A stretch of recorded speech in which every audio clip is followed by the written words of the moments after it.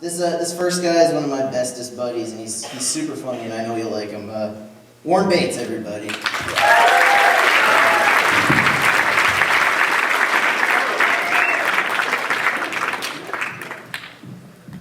Hi everyone. I got this at Burger King. I thought I'd give it to someone. Does anyone want this? So, yeah? Okay, I just want to demonstrate it for everyone. It's really cool.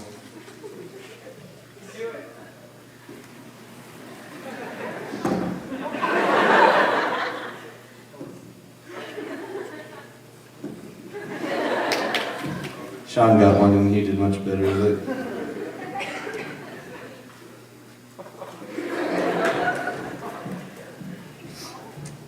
Thanks everyone for coming. It's really nice to see everyone. There's a lot of people. I was up really late last night because I was so nervous about the show, so if I don't make sense, pancakes. Scuba diving. Oh man.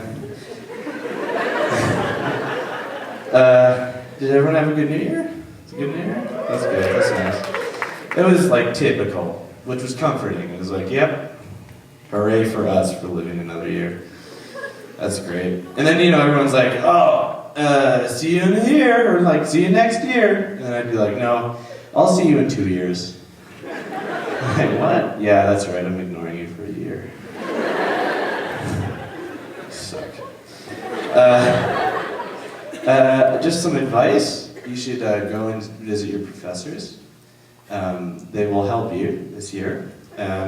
You know that they're really good professors if they have comics on their door, though. I think there's something about a professor that just can't read the funnies without being like, I'm an English professor. Kelvin and Hobbes has made an observation about grammar. That's it. I'm getting the scissors out. It's going on the door. It's going on the door of laughter. The wall of chuckles. Yeah, I don't have another one for that. It's just bizarre, It's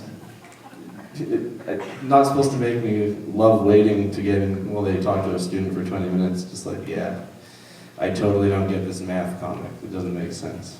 But I'd like it if like a professor just had loved Garfield. So like, Garfield's on my door. That's it. It doesn't have anything to do with what I teach. Or else, someone's at a dinner party and they're like, oh, so, hi, what do you do? Oh, I'm a professor at the U of R. Oh, cool, that's nice. What do you teach? I teach theories in lasagna and Odie hating. I was watching the Weather Network, and I think they're like really hard for like ratings because they're like, all new weather all the time. New episodes. I work at Valley Village, and it's kind of crazy. Because people bring stuff, and when they bring stuff, they always feel like they have to tell you like exactly where it's from. And like, these skis are good, I only used them once. It was last year, my son had a cold. It's like, that's great, thank you for that. And they put that away and they have something else. And they're like, this is a lampshade. It's only half a lampshade. I'm bringing the other half tomorrow. And you're like, cool, that's cool. And sometimes people like donate like the worst garbage. Like this one guy donated a urine-stained mattress. And he was like, so do I get like any money for this? Or I was like, well yeah, hold out your hand. And then I peed in it. That didn't happen at all. And then, yeah, it's just kind of weird. Halloween is bizarre because that's like our Christmas is really like busy. Everyone's like, oh, I gotta dress up because I gotta get laid at the Halloween party. So there's all these horrible costumes designed to get laid in. Like, I'm a can of beer, alcohol. And then there's like one that's like, I'm a one-night stand, like a bed stand. And it's like $40, and instead of like getting a cardboard box and gluing like dimes and keys to it and putting a lampshade on your head, you can just like buy this at Valley Village for new. And, like the whole reason people start going to Valley Village is like, I got a curtain, I look like a ghost now. And I'm just really lazy. I haven't written anything, so I'm just finishing it. you know, so it's like, oh, that's really clever. Did you the one night stand? It's a pun. It's funny. Did you make that? No, but I bought it for $40 at Dwelly Village. That's cool. I'll still sleep with you. It's fine.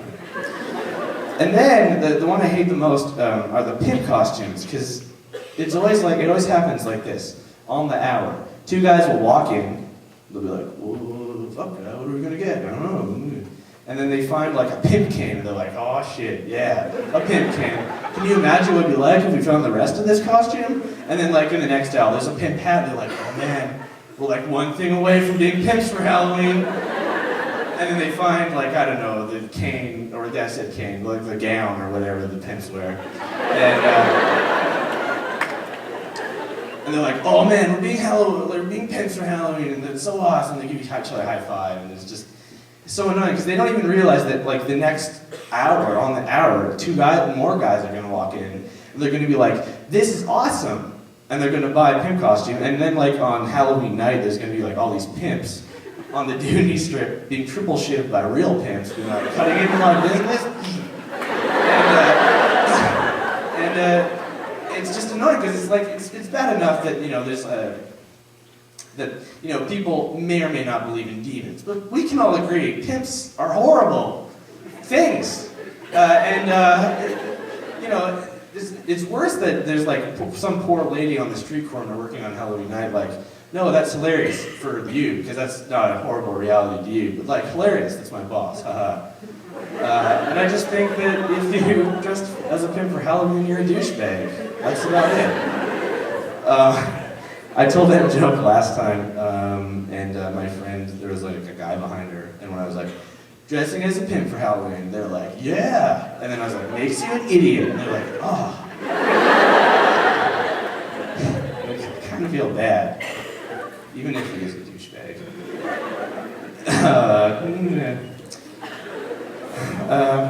Well, I actually live next door to some people that have this Hummer. And the Hummer, it's orange, and I'm sure they're nice people. I don't have lots of money. Who knows what I would do with it? But right above the gas tank is the words "slut." Like they're like, "That's right. We drive a Hummer, and it takes lots of gas, like a nozzle, like it's a slut." Like that's the fun. Get it? They're personifying their vehicle. It's hilarious. And they're like, people are gonna hate us if we buy this. You know that? They're like, "I know, honey, but if we just like be really in their face about it, like Eminem, people will be like, oh well, okay." But if I was to personify something, I would like my vehicle, I would put like "sleepy" on the dashboards, or like "gassy" above the gas tank, or if open the hood, it says like "feed me" on top there. I think that would be funny. It's more of a cute joke. When I was growing up, I had no TV, and that explains a lot. But I had no television, and but my grandmother did. And so I would be sure to, when all the kids at school were like, "And then Thundercats was awesome, and that was on, and this happened, and Warren, you can be this character, and we'll only explain it to you a little bit." I'm like, "Okay." So when I went to my grandma's house, I'd have to catch up on what was going on. And then on Monday I'd be like, "A certain someone watched a certain television at certain someone's house." My grandma, me, I watched television. Coronation Street was awesome, right? You could be Miss Dalloway, and I'll be...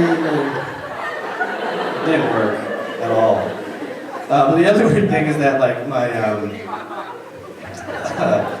grandma would buy random action figures, like Daryl Strawberry and Boba Fett and Captain Power.